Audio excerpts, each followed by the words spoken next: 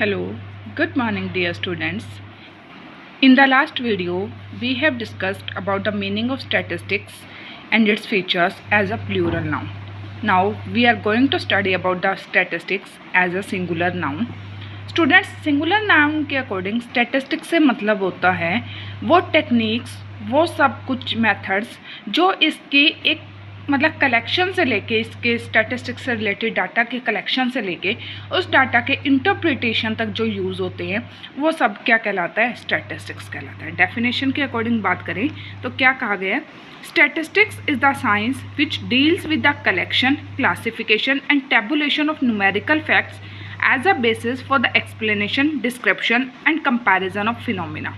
कि क्या स्टैटिस्टिक्स वो साइंस है जो कहाँ से स्टार्ट होती है, किससे डील करती है, डाटा की कलेक्शन से, उसके क्लासिफिकेशन से, उसके टेबुलेशन से, और उसके साथ साथ वो बेस बनते हैं किसके लिए, फिर फर्दर एक्सप्लेनेशन के लिए, डाटा की डिस्क्रिप्शन के लिए और कंपैरिजन के लिए।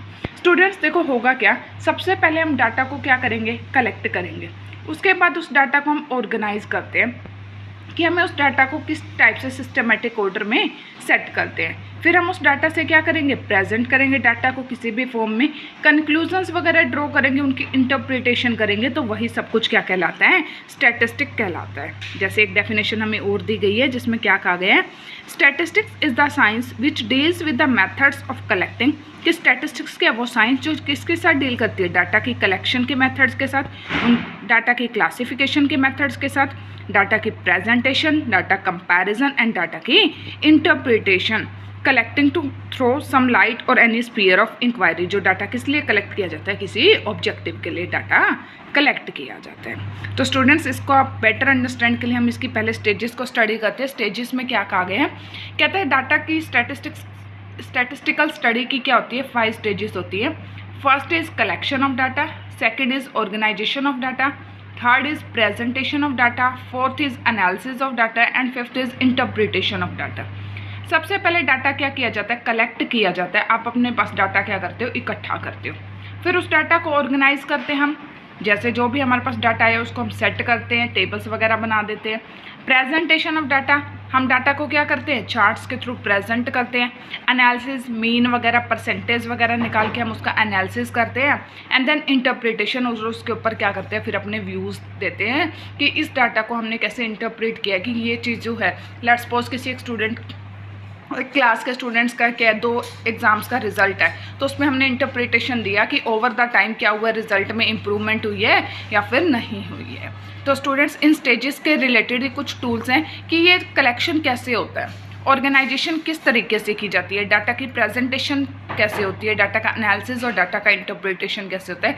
यही हमारा पूरी स्टैटिस्टिक्स की बुक का इंडेक्स भी है। मतलब हमें पूरे स्टैटिस्टिक्स की इस बुक में हमें यही 5 के ऊपर क्या करना है, मेन स्टडी हमारी फोकस करनी है। तो उन टूल्स की बात करें स्टूडेंट्स, तो स्टैटिस्टिकल टूल्स क्या होते हैं, ये टूल्स जस्ट वो होते हैं कि आपको जो टेक्निक्स और मेथड्स, ये डाटा की जो हमने स्टैटिस्टिकल स्टडी की 5 स्टेजेस की है, इसमें जो यूज़ होते हैं टूल्स, वही क्या कहलाते हैं, हमारे स्टैटिस्टिकल टूल्स। तो हमने जो 5 स्टेजेस की, सबसे पहले कलेक्शन, डाटा की कलेक्शन कैसे कर सकते हो, सेंसस या सैंपल टेक्निक से। सेंसस मतलब आपने जितने स्टूडेंट्स का डाटा लेना है सभी की आप अलग अलग क्या करते हो, स्टडी करते हो, सबका डाटा इंडिविजुअली कलेक्ट करते हो। और सैंपल में आपने क्या किया कि मान लो आपको 200 लोगों का डाटा इकट्ठा करना है, तो आपने किन्हीं 50 लोगों को उसमें से निकाल लिया, मतलब छांट लिया, और उन 50 लोगों के डाटा के बेस पे आपने बाकी 200 लोगों के डाटा के रिलेटेड डिसीजंस ले लिए।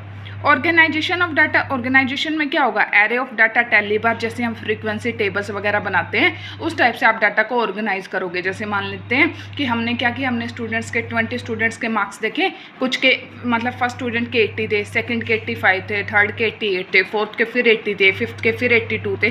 तो आपने क्या कर दिया अब इस टाइप से कि 80 और 80 स्टूडेंट्स, 80 मार्क्स कितने स्टूडेंट्स के आए, लेट्स सपोज 4 स्टूडेंट्स के आए, तो उसके सामने हमने उसकी फ्रीक्वेंसी दे दी 4। नेक्स्ट 82 मार्क्स है, 82 मार्क्स कितने स्टूडेंट्स के आए हैं, 3 स्टूडेंट्स के आए हैं, तो उसको हमने फ्रीक्वेंसी दे दी 3। तो इस टाइप से आप डाटा को ऑर्गेनाइज करते हो। Then presentation of data, presentation आप किसी भी फॉर्म में कर सकते हो, टेबल्स बना के कर सकते हो, ग्राफ्स में, पाई चार्ट्स में, बार डायग्राम्स में, इस टाइप से आप किसी भी टाइप से आप क्या कर सकते हो, डाटा की प्रेजेंटेशन कर सकते हो।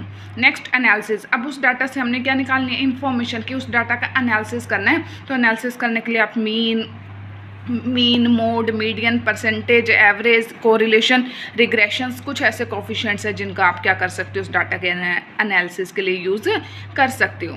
Next is interpretation. इंटरप्रिटेशन अब आपको सिर्फ रिजल्ट निकालना है कि ओवरऑल क्या हुआ, कि मतलब रिजल्ट में कि इंक्रीज़ हो रहा है, डिक्रीज़ हो रहा है, स्टेबल है, क्या चीज़ें हैं। तो सब के लिए आप कौन से स्टैटिस्टिकल टूल्स यूज़ करते हो, magnitude of percentage, average and the degree of relationship between different economic variables. ये सब की स्टडी हम क्या करते हैं, फर्दर हम इसी बुक में स्टडी करेंगे। तो स्टूडेंट्स आपको ये दिया भी गया है फोकस ऑफ द स्टडी कि statistics as a singular noun is the focus of study for the students of class +1 की +1 के स्टूडेंट्स को क्या पढ़ना है, statistics as a singular noun जो है उसको मेनली स्टडी करना। You are to learn and understand how to collect data, how to organize the data, how to present the data as well as its interpretation and analysis of the data।